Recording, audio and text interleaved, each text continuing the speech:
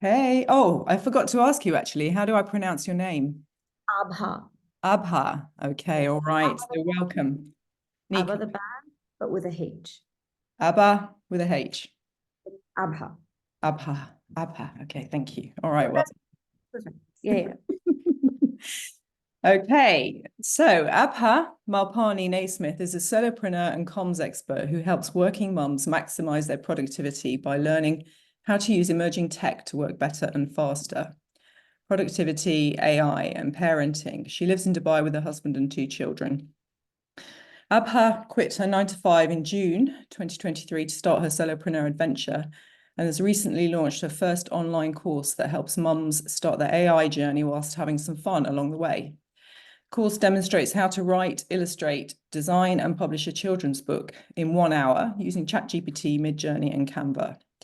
She also offers free resources on how to start using AI tools and building a side income. So welcome, Abha. It's great to meet you. Thank you for having me, Nika. Yeah, good. So, do you want to tell us a little bit about what you do and why? Yeah. So, as you mentioned, I quit my job 6 months ago to really find my own way to build my work around my life rather than have my life revolve around the small times that I had between my work. And what I found is that I needed to get new skills. And to be able to build anything online, I needed to acquire new skills. So I started playing a lot with emerging technology like AI, no code, Web3, and I just started realizing how much potential there is in learning these new tools. So I started learning them, I started playing with them, and I gained so many new skills. Like I built my own website in one day. I was able to write, illustrate, and publish a book in a couple of hours. So all these skills I learned, and I realized that if if if people realize how easy it is to use these new tools, sky is the limit. And I realized that especially when it comes to working moms, we're so time poor and there's so much going on all the time. I find that they often don't want to take the time to actually explore these new tools.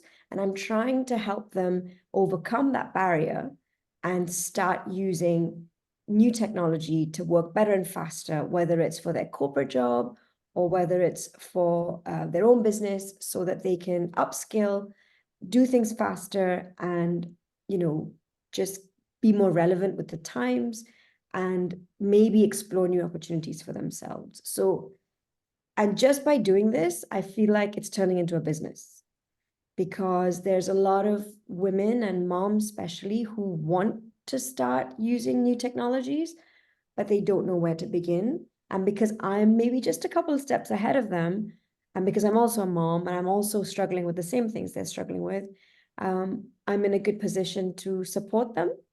So when I started to realize that there was some validation around solving this problem and that there was a demand for it, recently, only since January, which is like a month ago, I decided to stop freelancing so much and just go all in and try and really build a community of women and moms who want to learn how to use emerging tech, either for their work or their personal lives or for their business.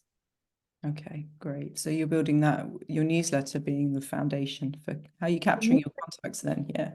Correct. So the newsletter actually started 2 years ago and it's evolved over time. It started as a newsletter for working moms just looking to work, have careers, and they had career aspirations, but they also wanted to be moms, and I was the same. And I had loads of challenges with that. So I started writing about my own challenges and how I can circumvent them, and productivity hacks and all this. And then I started using emerging technology. So it really evolved over time. And now my newsletter is the first point of communication really for anybody I'm working with in the community. And I talk about productivity, parenting, and now a lot of emerging tech and Yeah. how it can really help us.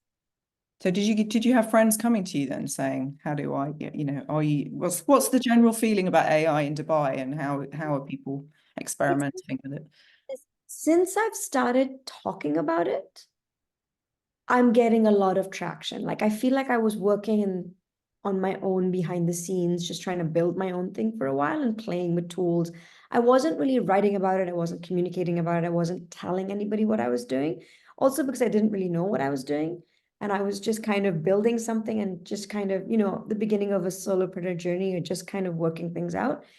But then when I started to talk to people about what I was doing, and when I launched my first course, because being able to write, illustrate, design, and publish a children's book in an hour, to me, is mind-blowing. Like, you could never do that in the past. Like, and I felt like it was a really good example, especially for working moms or parents who want to start getting into AI. It was a really good example of the potential of what we can do. So when I launched the course, I was really surprised at how much traction I got. I honestly launched a live workshop, and I was like, if I get 5 signups, I'll be really happy. I got 24 signups.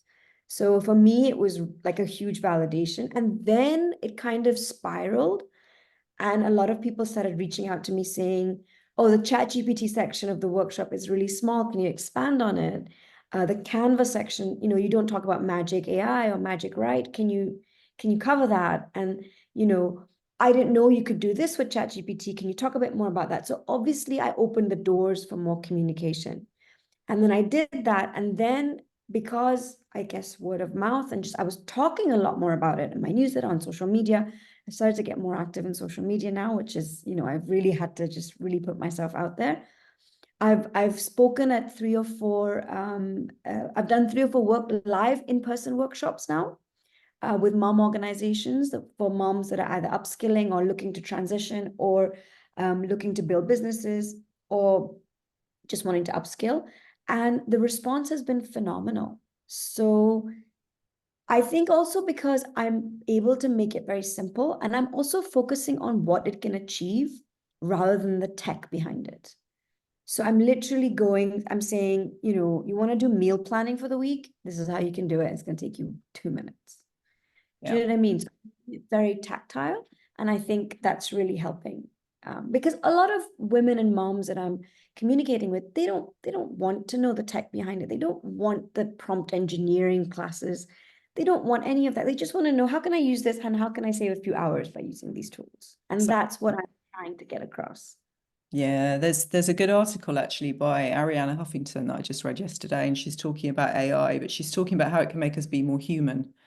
So it's like a different angle on it. I recommend reading it. Yeah, it's in her newsletter this week, but she's saying, you know, what would it be like if we had our own personal AI coach, medical coach or whatever, who knew absolutely everything about us and could be up to date on the latest research, the science, and could really help us, you know, up level and be the best and healthiest we can be. So just a different way of thinking about it. And I find that really empowering and exciting. That's what I get excited about with AI, you know, what the possibilities are with it. So it's refreshing to hear something and read something like that, rather than focusing on the negative side of how it's going to take all our jobs. And, you know. But this is the thing, and I think this is what it is about AI. Like, it's really how you embrace it. We don't have a choice. It's coming into our lives. It's not going anywhere. So there are ways to look at it, right? You can be, I in the beginning, I was quite scared about it. You know, I was like, singularity, the robots are taking over, you know, this is the end of us. But, you know, we're so far away from that, that, you know, if we realize that, you know, it can really help us in ways that we've never had help before. And a lot of people in my workshops and stuff come to me and say, don't you think it's dumbing us down? Don't you think it's like making us put our brains on the side and just like making us really stupid? And I'm like, no, it's not, because it's taking away, it's allowing you to outsource your doing so that you can focus on thinking and being more creative. And like, if you, the way I see it is, AI can do like our lowest leverage tasks so easily. So things that I would spend an hour doing manually or 2 hours doing manually, AI will do it for me in a minute. And then I have another hour to do something else, maybe think about it a bit more, maybe be more creative. So it actually helps, gives me time. That's the way I'm approaching it. And I actually think that it's going to allow us to be a bit more human, because we have more time to spend being human. And that's the way I'm choosing to perceive it. And I think that it really depends on that. You have that extra time to go and visit your parents or your friends, or do something for yourself. And Yeah, no, I I think so. agree. I think so. Yeah, I'm positive about it as well, but I'm in industries like journalism and media where there's quite a lot of fear mongering around it. And worry about copyright and people's work not being respected and paid for. So there's issues to work out, but overall I'm positive about it. And I'm just curious and experimental, trying to use ChatGPT daily to help me work more creatively and see what I can do. It's exciting. So good for you. So what's the feedback been like on the course so far then? Really good. I've had about just over 50 people take the course. So the children's book workshop. That's the course you were talking about, right? Yeah. So about 50 people have taken the course. I have 5 completed books. Well, those are testimonials I have anyway. And yeah, I think it's really helped open doors in people's minds. Like one of the moms who was on the course, after doing Midjourney, the Midjourney section, she decided to use Midjourney to design her kitchen and balcony. So rather than paying an interior designer or a 3D modeler or whatever, whoever does these designs, paying a lot of money to come up with what she was thinking, just to give to the carpenter to implement, she just created it herself in Midjourney. And she was like, but she would never have thought of doing that Yeah. if she had dabbled in it through this course. And I also think because the course is only 90 minutes, it's really short, it's a very accessible time for everyone. It's like, you can carve out, and you can do it in sessions. You can carve out, 3 30-minute blocks of time over a week and just get it done. So because it's very accessible and because it leaves you with a tangible product. Like you're left with a book that you've created and published. If you want to publish it, there's a bit on how to publish it at the end. I feel like it's been very revealing for people who've done the course because it's opening their mind to possibility. Yeah, fabulous. So I'll have to have a look at it. You can't really show me anything now, can you? I'll have a look online afterwards. You can send us the links. Are you using ChatGPT Pro or are you using it No, daily? I'm pro. Me and my husband share an account. I'm pro and I use it. So I'm trying to learn more and more how to use it better because I feel like that's the gap, right? A lot of people use it with like basic prompts and they just do very basic stuff and then the output is not great. And then you'd rather just sit and do it yourself because it's quite bad. The output can be quite bad. So I've been dabbling a lot in how can I write a better prompt and how can I, like custom instructions and just better prompts. Like I found this technique recently, which I find is really effective. And it's what's been helping me the most is where you actually get ChatGPT to write a good prompt for what you need to do. And then you prompt. So I found that, for example, That's mine. It's I quite know, right? good, It's isn't like, it? I don't know. I'm not a prompt engineer. I don't know what's the best prompt. I don't really want to study how to write a best prompt because it's not something I want to do. I just want a really good prompt so that I can get a really good output. So then there are a few ways you can give it like 5, 6 instructions. And then based on those instructions, it will come up with a really solid prompt. And then if you use that prompt, what you get back is significantly better than if you just had a single prompt that you created, even with some detail. You have the act as prompt, act as. So that's actually quite good because you can put quite a lot of detail in the act as, and then you can define who this person is. But then if you give it a bit more instruction, and then ChatGPT comes up with a prompt based on that act as, and then you use that prompt, I found it really, really useful because I also use a lot of other tools. Like I've been experimenting with a lot of tools, and I've actually recently decided that I need to unsubscribe to a few of them because it's just ridiculous. But like I was using Jasper for a lot of comms work before, and like 2 years ago, this is pre-ChatGPT. But I realized that at the end of the day, it's all about how you can instruct it.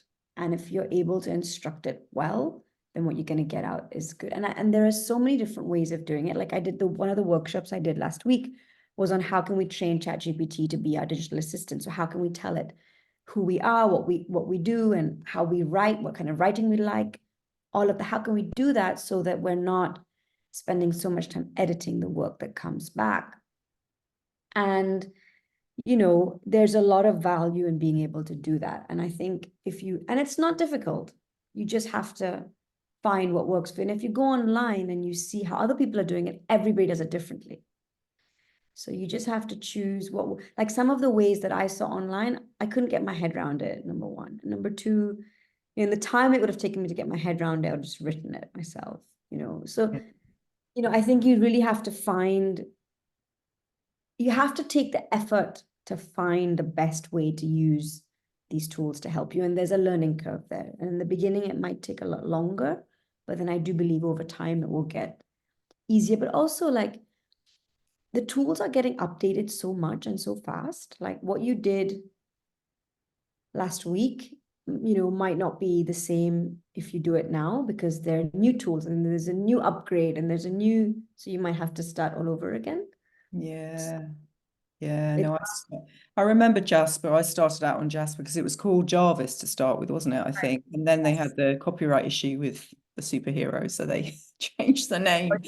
That was the first one, and I signed up for that and then used it for a bit. But then I upgraded for a while, but I thought this is going to be quite pricey. So I sort of experimented with it for a little bit. But then when ChatGPT came in, I thought surely all of these tools and things that are coming out are using ChatGPT. They're using the same technology, but they're just giving you a different interface for it. So I thought I'll stick with the ChatGPT because that's the core thing. And if I need something specific, I'll go off and find it. But for now, that is enough. You know, as a digital assistant and mini me AI helper, I think it's enough. So and also now that they've got the bots where you can just create your own bot. I mean, I've bookmarked a couple of videos to watch to create my own bot, but I'm quite happy using other people's bots. Like I'm quite happy using what other people have created because I don't really need to spend the time creating my own. Like there are lots of comms people that have created, like there's a really good bot that I found where it helps you work out your brand message and brand snapshot. So it asks you, obviously it's been made by a comms professional because you can tell by the questions they're asking you. And then you just answer all those questions and it gives you a really good mission, vision, who you are, what you do, who you help, niche, you know, your top problems you're solving, audience snapshot. It's amazing. And I was like, oh my God, of course you have to tweak it. And this is based on like a GPT bot that somebody created. Yeah, like I used it for to come up with my own, because I don't really have my vision, mission, all that sorted out yet. But I got it to do a first draft and it's really not bad, you know. so what is that you're using then? What bot? What? Send it to you. It's just it's just a link. I think it's by somebody who I found through somebody. It's the guy, do you know the guys 30 by 30, the guys that do 30 by 30, the Write with AI on Substack? There's No, I don't know them. I'll check them. Yeah. I'll send you the link. So I have a paid subscription with them because I think their Write with AI content is really, really good. And it's all about collapsing your time, right? So I don't really want to work everything out for myself. If somebody else has done it already, I'm happy to learn from them. And I've learned a lot from them. And they had this masterclass on how to create your brand snapshot. And they have a link in there. It's a free link. I can send it to you after this. Yeah. It's great. You know, of course, it's only as good as the information you give it, but that's the case for everything. But what it comes back with is it's a really good first draft of, and then you can build from there, you know. And it's so fast. Like it would probably take me, you know, a couple of hours to write it all up as a first draft, but it already did it for me because the questions that I answered were my language. So it's Yeah. just used that and just written it better and, you know, yeah, so it's amazing what it can do if you know how to use it properly. Yeah, it's just learning how to use it properly. And we're all novice and we all will pick it up as we go. And it's being integrated into everything now. So it's in the corporate stuff. It's slowly seeping into everything. So it's like Brian Clark said in a presentation about AI the other day, something about slowly, and then all of a sudden he's saying about this quote. Can't think where the quote was from now, but yeah, slowly and then all of a sudden. So it's like it's just going to happen very, very quickly. And I think we need to prepare and be organized with it. Yeah. So I think, but you know, think about it, like every revolution, you had the Industrial Revolution, then you had the Internet Revolution, now you have the AI revolution. You know, change, you know, I think everybody had similar fears when the internet came up. If you think about it, you know, there was like, what's going to happen? You know, the, the internet, you know, everything's going to be on there and how are you going to use it? And it's going to take away jobs. And, you know, but it didn't. New jobs came out. You know, they say that a recent WEF report said that something like 85 million jobs will be lost by 2025, but then they're going to be about 97 million new jobs. So that's a net gain of 13 million jobs. And that's the nature of revolutions, I guess, you know. Yeah. So new jobs will come up, we'll find new ways of doing things, and new industries will come up. And yeah, I think the only way to go forward is to try and be optimistic and embrace it. But of course, you know, like I have kids and I'm worried, like, you know, what's their life going to be like 10 years from now, 15 years from now? You know, how are they going to learn? What are they going to learn? And then the whole dark side of AI, you know, like the deep fakes and the, you know, all the manipulation that's happening online, et cetera, et cetera. But I'd like to believe that there will be systems and things in place for us to be able to, you know, work around them and kind of educate our children on what it is and what it means. That's what I hope. Um, we'll I'm have sure to see. there will be. I'm sure there will be, yeah. There's Yeah, enough talk and conferences and things going on at the moment. So and yeah, so good. So this is your main focus for now, then, getting the course out there. What else are you working on or at the moment? I've got the course out, and because that's got really good traction, I'm just gonna. So I've got a recorded course, and I'm also doing live workshops. And the live workshops are really great to get immediate feedback and to teach a live group of people, right? Because you really don't know how good your product is until you've put it out there and you're getting feedback. And live courses are fantastic for that because something that you think is really clear, somebody will be like, I have no idea what you're saying, and then you can really work on how to make it better. So I'm trying to do a live workshop for this course like once every month. So I've done 2 so far. And then I've got the pre-recorded version, which is actually much better than the replay, because what I realized was that the replay was very annoying to watch because it's interrupted so many times and there's like tech issues and, you know, because I'm sharing so many screens and so many different tools, things happen. And then if you want to watch the replay, it can be a little irritating because you've got to, you know, even though I've got timestamps and everything. So that's why I decided to do the pre-recorded because it's a clean version of the workshop, basically. It's over the shoulder videos. You can just follow and finish your book. So I'm doing that. And then I've just launched a free resource where anybody who wants to start their journey can learn how to use 5 tools in 5 days in 5 minutes a day. So I'm just going to see what traction I get on that. And because my ChatGPT workshop that I've done twice now in real life was really well received. So I think I might just do a live workshop like online with that because I already have the material. I've already taught it twice, but in a group setting. So I might just do that online.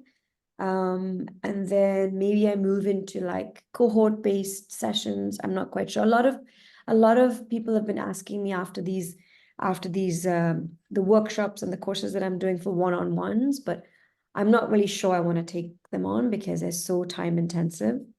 Yeah. So I'm gonna see, but yeah, I'm just kind of mushrooming. I'm just taking really small steps and like things are just kind of Yeah. mushrooming, and I'm just honestly going with what my gut says and what's feeling right and just seeing, because I realized that we can fall into that consuming trap where we keep consuming into, I've signed up for so many courses, I'm in so many communities, and I'm in so many newsletters, and I'm so overwhelmed with everything I've signed up for, and I get into these rabbit holes of just consuming. Yeah. And you know, the truth is, and it's going to sound really cliche, you can only move forward by taking action, and you can only learn, the most you will learn is by taking action, because you don't know if anything's going to work unless you put it out there. So I'm just literally, something comes to my mind, it feels right, I'm putting it out there, and I'm going to see what happens. Hopefully by the end of this year, I'll have a clearer idea of, you know, where my business is going and how I can streamline revenue. What's the most efficient way to streamline my revenue? I'm also looking at other sources of revenue. Like, I mean, I use like 20, 25 tools, and I'm affiliate for all of them, Yeah. So I'm trying to see how I can, nurture that. I'm doing, Amazon KDP publishing. So I'm going to see how that becomes a stream of revenue. So I'm trying to diversify, but then that's also, running me quite thin. Yeah. So I think by the end of this year, so my goal this year is just to action, action, action, action as much as I can, so that I can kind of step back at the end of the year and be like, okay, online workshops really work, group cohorts really work. Maybe I need to open a community. So I can take those decisions, because I feel like I don't want to open a community when I have such a small audience at the moment. A community is a lot of consistent work. So I'm just in that decision making, let's put what I can out there and see what happens. Or at least I have a direction of business though at the moment, because my whole offer, or what I, as me as an individual, as it is a cross section of many things, a bit like you. Like, I've got emerging tech, AI, and all of that, but I've also got being a parent, and I've also got, just productivity, which could be its own complete, vertical. So I'm just kind of working out now what's the best, because I've realized that if you diversify too much, then you can't do justice to anything, and that doesn't move the needle either. And since now I don't have a full-time job, I do need to worry about income. I do want to have income. I do want to have enough income so that I'm comfortable. I really need to work on what's going to help me not only be rewarded professionally and, personally, but also financially. Are you So balancing your creative work with freelance work at the moment then? Or, So yeah. what I did when I quit my job, I was majority freelance, and then I was still doing my own work like when I had time. So that defeated the purpose a little bit, because I was just back in the whole, you know, in the whole, just trading my time for money. And also, when you leave the corporate world and doing everything on your own, you forget how many other things you have to do, like accounting and invoicing and follow-ups, and you're doing everything on your own, and that you forget, because when you're working in a corporate, that's all taken care of, you know? Yeah. So what I realized was that freelancing is not something I want to do long term. And luckily I'm in a position where I have some savings, and my husband is working, so I'm able to take a bit of a chance and focus more on my own projects. I'm freelancing at the moment to cover my costs, Yeah. my business costs only. So as long as I've covered what I'm spending to run my business, I feel good. But yeah, it's I hope over time that will snowball into Yeah. something more substantial. But I don't know again what my time range is. I'm trying to be very optimistic and be like, in the next 2 or 3 years, I should at least reach like what they call ramen profitability, where Yeah. it covers all my costs. But then our costs are quite high because we have two small children. So Is the cost of living quite high in Dubai then? How is the support for childcare and that's the thing, we're very lucky here. It's really inexpensive to have help. It's really affordable to have help. So, I mean, like really affordable. It's like if even one of the two of you have a job, you can afford home help. I mean, it's so inexpensive here. So that's really helpful, because I don't think I would have been able to do any of this if I didn't have full-time help. Of course, my children are still small, so they still need me a lot, and I still have to work around them quite a bit. But I do have someone who helps with the cooking, and who helps with tidying up, and who's just there if I need to step out, if I need to go to meetings, or if I need to do anything. I have somebody in the house. So yeah. very, very blessed. Yeah, it's not something AI can do for us right now. So, How we can put it to work for that kind of thing, but in the future, I'm sure we'll all have AI robots helping us around the house. So, but oh, we that's have a AI. We do have an AI vacuum cleaner. you We have do. got vacuum cleaner. We do, because I was suffering a lot with allergies, and the doctor said that you need to, because it's very dusty here. that you need to at least, you know, vacuum the house 2, 3 times a day. And I'm like, who's going to do that? Even the help we have is not going to do that. Like, she doesn't have the time to do that. She's got so many other things to do. So then we invested in this, it's called the D-Bot. It's quite funny. It has a name. We call it Max. And every evening he comes out of his burrow and he mops, vacuums and mops. Oh my God, it's amazing. You know, we're trying. I mean, it also wasn't too expensive, and we thought, you know, why not? Let's try. So we've got and my kids treat it like a pet. So I should get one. I so need one. You have to let me know where it's from. Yeah. I'll send you the link.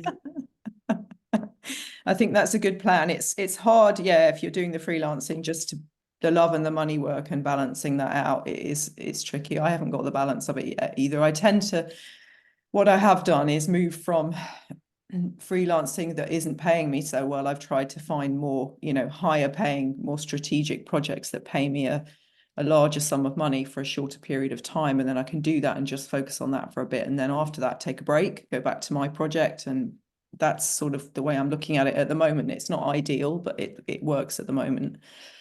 Yeah. Yeah, it's hard. It's hard. I mean, it is hard.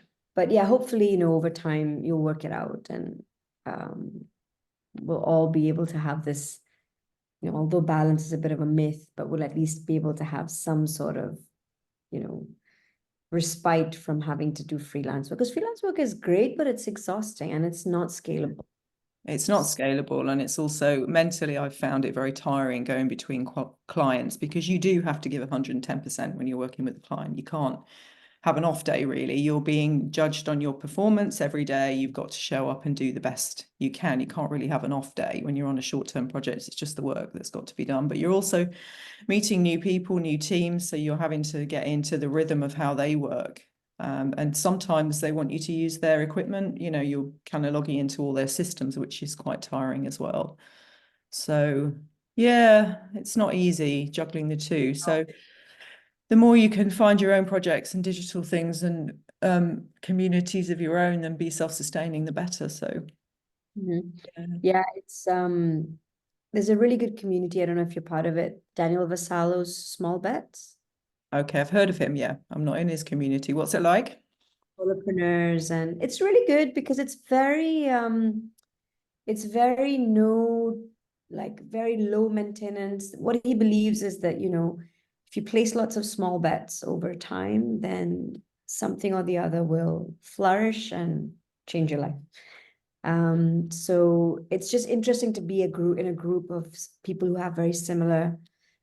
They're all solopreneurs, again, placing small bets. Or they're not all solopreneurs, they're also people who are doing side hustles with the goal of being a solopreneur later.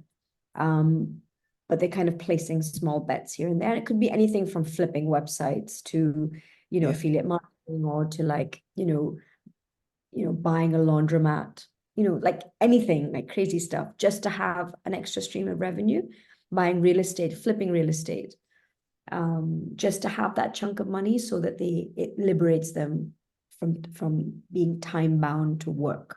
Yeah, different income streams. It's empowering having more than one income stream, you know, and I think employers have got to wake up to that people want their little projects on the side, or they want to be a solopreneur within the company. But just, we all need, you know, it's not safe to rely on one employer for your financial security these days, not with the state of layoffs and what's happening. So it's a sensible way to go. So yeah, absolutely. I mean, everything's changing. And I think, I think we're going to see more and more people, especially since COVID, when remote work just took off. Everyone either wants flexible or remote work so that they can actually plan their own lives, or they want to just do their own thing. So how is it in Dubai then? Have people embraced remote work over there, and companies, are they open to it, or is it still hybrid, or what's the I general think it mood? depends who you work with. I think a lot of multinationals, you know, who are very open to remote work have like cascaded their global or their, you know, headquarter principles and policies down to other markets. So you might find that if globally they embrace remote work and they're giving you flexi time, then they'll do that locally as well. Local organizations, it's a bit of it depends. There's no There's no rule or anything. So some companies you might go to office 2 days, work from home 2 days, and then have a day where you decide whether you go into the office or work from home. So it's very different from company to company. But I do think flexible work, I do think there's a demand for more flexible work, and people are demanding it because they want to normalize flexible work. Like, why do you need to sit on your desk from 9 to 5 if you don't need to be sitting there from 9 to 5, you know? So I think, and Dubai is very open to remote workers. You know, they established the remote work visa recently, where you can just, you know, actually get a visa just to work from here. If, you know, because a lot of digital nomads want places to work from. There are lots of co-working spaces now here. It's really mushrooming. So the city is equipped, but the workplace is slowly moving towards that. And Dubai is also very focused on digital work, so e-systems. So they're making everything smart. So they literally want all government systems to be 100% smart, I think this year or something. Like, and so that's just, you know, if everything's online anyway, you know, and that's the mandate that's what they're projecting as a standard, you know, even they have employees working from home to do all the digital services. So then, you know, why are the companies asking for it? So I do think there's a shift. Yeah, there is definitely. I saw the thing about the remote visa, work visa, nomad visa, got me all excited. I'm always keeping an eye on the visas and where they're popping up, thinking, you know, at some point I'll go off and do this for a year. So working out where it might be. So, you know, you'll be a bit freer to do that soon. yeah, So exciting stuff. Wow. Okay. And you said it's 20 degrees out there today, which is amazing considering it's about -4 here today in the UK. but usually it's much warmer. Maybe it's not 20, it's probably 23, 24, but it's really nice. Like, it's jumper weather. It's jumper weather. For me, my sweatshirts out, my hoodies are out, I'm wearing socks, you know, so that's unusual for Dubai, but it's nice. So have you got a good community of women out there then? Is it are there a lot of mums networks and remote work networks and things? I'm only now starting to actually go to these things. I'm actually because I'm part of so many online communities, and because in my previous job I was networking all the time, I felt quite averse to networking because I just, you know, it's quite exhausting. But lately, since I've decided kind of which direction I'm moving in, and I got the opportunity to speak at some community events, it's what got me out to actually meet these people in person.